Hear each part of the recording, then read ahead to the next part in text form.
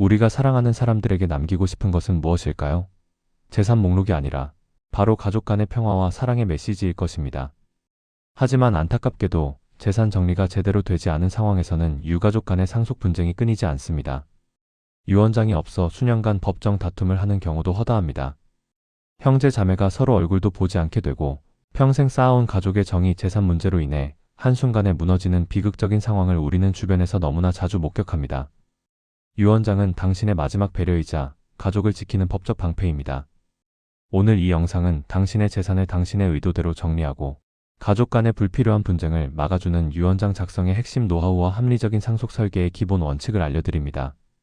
미리 준비하는 재산 정리가 곧 당신의 마지막 배려가 됩니다. 많은 분들이 나는 재산이 많지 않으니 유언장은 필요 없다고 생각합니다. 하지만 이것은 큰 오해입니다. 유언장은 재산의 크기와 무관하게 강력한 효력을 발휘합니다. 작은 아파트 한 채, 예금 몇천만 원이라도 유언장이 없다면 예상치 못한 갈등의 씨앗이 될 수 있습니다. 먼저 유언장은 가족 간의 분쟁을 방지합니다. 법적 효력을 가진 유언장은 재산 분할의 가이드라인을 제시하여 상속자들 간의 갈등을 최소화합니다. 유언이 없다면 민법이 정한 비율, 즉 법정 상속 비율대로 나누어야 합니다. 배우자가 있다면 배우자가 1.5의 비율로, 자녀들은 각각 1의 비율로 나누게 됩니다. 하지만 당신은 어쩌면 오랫동안 부모님을 모신 특정 자녀에게 조금 더 많은 재산을 주고 싶을 수도 있습니다. 혹은 경제적으로 어려움을 겪고 있는 자녀에게 더 배려하고 싶을 수도 있습니다. 유언장이 없다면 이런 당신의 진심 어린 의사가 완전히 무시되는 것입니다. 또한 유언장은 비법정 상속인을 지정할 수 있게 해줍니다. 며느리나 사위는 법적으로 상속인이 아닙니다. 하지만 오랜 세월 동안 당신을 극진히 모신 며느리나 사위가 있다면 그들에게도 감사의 마음을 재산으로 표현하고 싶을 수 있습니다. 혹은 평생 헌신해온 사회단체나 자선단체에 뜻깊은 기부를 하고 싶을 수도 있습니다. 이 모든 것은 유언장이 있어야만 가능합니다. 유언장 없이는 법정 상속인들에게만 재산이 분배되기 때문입니다. 대한민국 민법이 인정하는 유언장의 종류는 총 5가지입니다. 차필증서, 녹음, 공정증서, 비밀증서, 구수증서가 그것입니다. 이 중에서 가장 간편하면서도 법적 분쟁의 여지가 적은 것은 차필증서 유언입니다. 공정증서 유언도 법적 안정성이 높지만 공증인 앞에서 작성해야 하고 비용과 절차가 복잡합니다. 차필증서 유언은 당신이 혼자서도 작성할 수 있으면서 제대로만 작성한다면 법적 효력이 완벽하게 인정됩니다. 그렇다면 차필 유언장은 어떻게 작성해야 할까요? 단 한 글자라도 누락되면 무효가 될 수 있으므로 다음 3가지 핵심 요건을 반드시 충족해야 합니다. 첫째, 유언장 전문을 반드시 자필로 작성해야 합니다. 유언장 전체 내용을 유언자가 직접 손으로 작성해야 한다는 의미입니다. 컴퓨터나 워드 프로세서로 작성하거나 타인에게 대피를 맡기면 법적 효력이 전혀 없습니다. 설령 당신의 의사가 명확하게 담겨 있더라도 직접 손으로 쓰지 않았다면 법원은 그 유언장을 인정하지 않습니다. 손글씨가 불편하더라도 반드시 자필로 써야 합니다. 이것이 자필 증서 유언의 가장 중요한 요건입니다. 둘째, 필수 내용을 명시해야 합니다. 재산을 받는 사람, 즉 수유자가 누구인지 명확하게 기재해야 합니다.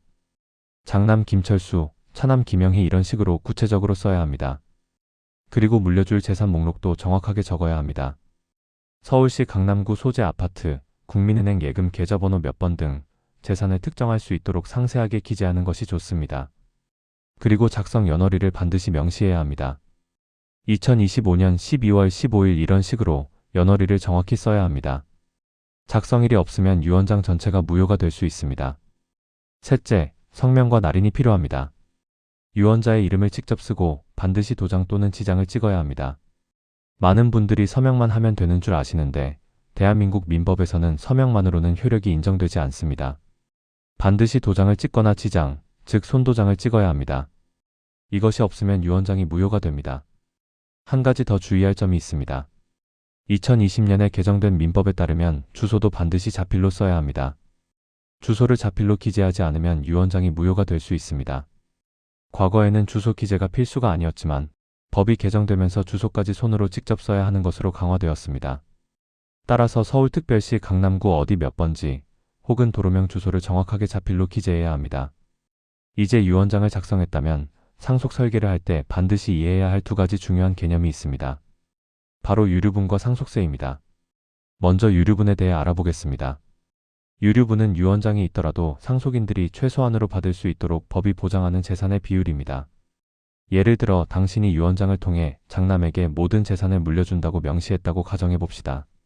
하지만 차남과 삼남은 법정 상속분의 절반을 유류분으로 청구할 수 있습니다. 자녀의 법정 상속분이 각각 3분의 1이라면 유류분은 그 절반인 6분의 1이 됩니다. 따라서 차남과 삼남은 각각 전체 재산의 6분의 1씩을 유류분으로 청구할 수 있습니다. 이것은 매우 중요한 개념입니다. 유언을 통해 특정 자녀에게만 모든 재산을 물려줄 경우 다른 자녀들이 유류분 소송을 제기할 수 있습니다. 그러면 결국 법정 다툼이 벌어지고 당신이 그토록 원했던 가족의 평화는 깨지게 됩니다. 따라서 유언장을 작성할 때는 유류분을 고려하여 다른 상속인들이 최소한의 몫은 받을 수 있도록 배려하는 것이 현명합니다.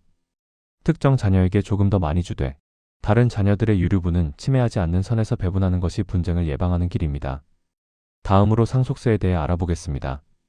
상속받는 재산이 상속세 면제 한도를 초과할 경우 상속세 납부 계획을 미리 세워야 합니다. 현재 기본 공제는 2억 원이고 배우자 공제를 포함하면 약 10억 원까지 상속세가 면제됩니다. 하지만 이 금액을 초과하는 재산이 있다면 상속세를 내야 합니다.